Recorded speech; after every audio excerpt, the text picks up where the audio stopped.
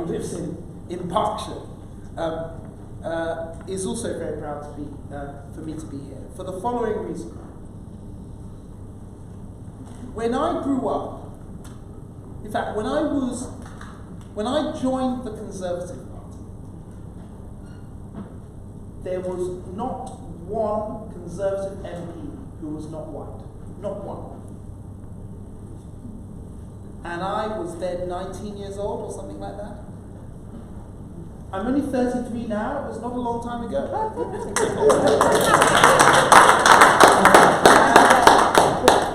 Look, the Conservative Party, look, we can talk about Prime Minister or Brexit and all these things, and we will all have different views about those things. And that's important.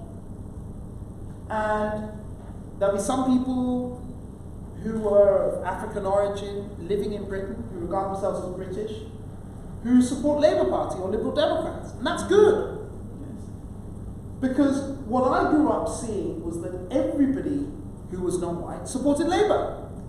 Because that was just sort of what you were meant to do. Now, I don't object per se to anybody doing that. You know, this is a free country.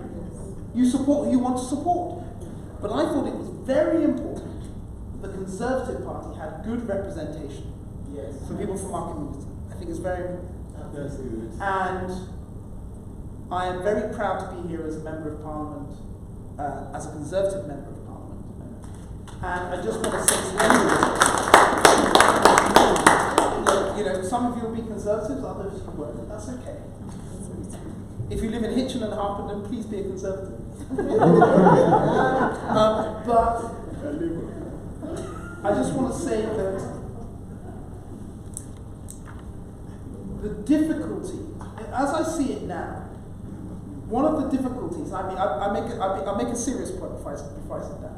One of the difficulties about our society now is that many people think that racial prejudice is something that was in the past. They think that there are not structural obstacles to people who of African heritage. They think that that's all gone, that was in the past, now we're all equal.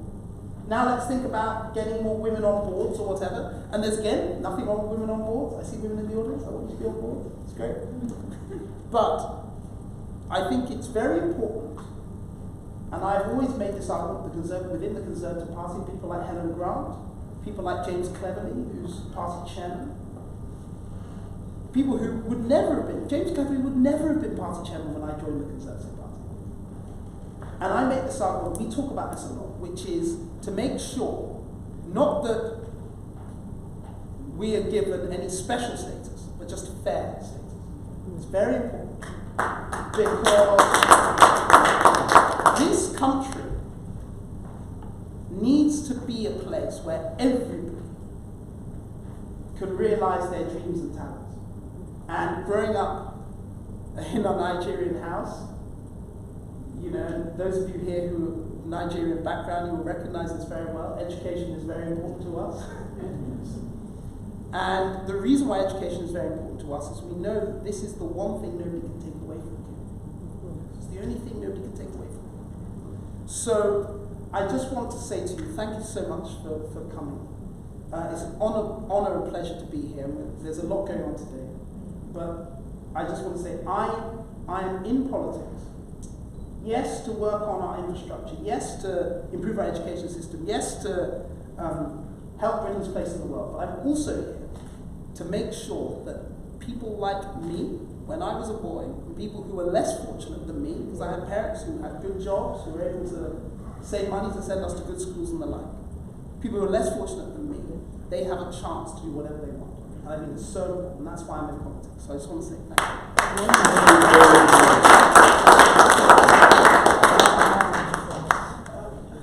Thank you. Thank you very much. Next, I'd like to invite Oba Dr. Olusegun Adereni. I just wanted to ask you a question in terms of Nigeria now on the ground. Yeah. There is a shift politically where you find young people now going into politics, and of course we see Muhammad Buhari here, stepped forward and presented himself as a presidential candidate. But of course didn't make it as a president. So, however, we see that shift, but still, we see the shift, but it's still trickling very, very slowly, very, very slowly. Why is it that? Is there an issue with the older generation just opening the floodgates to let the young people into the space, into the political arena? Over, back to you. Thank you very much. Good evening, everyone. Good evening. First and foremost, I'd like to let everybody here know that we, as Oba, we are not partisan. But I keep saying that we have a great role to play as far as politics is concerned. Because charity begins at home. To your question, I think it's the fear of the unknown.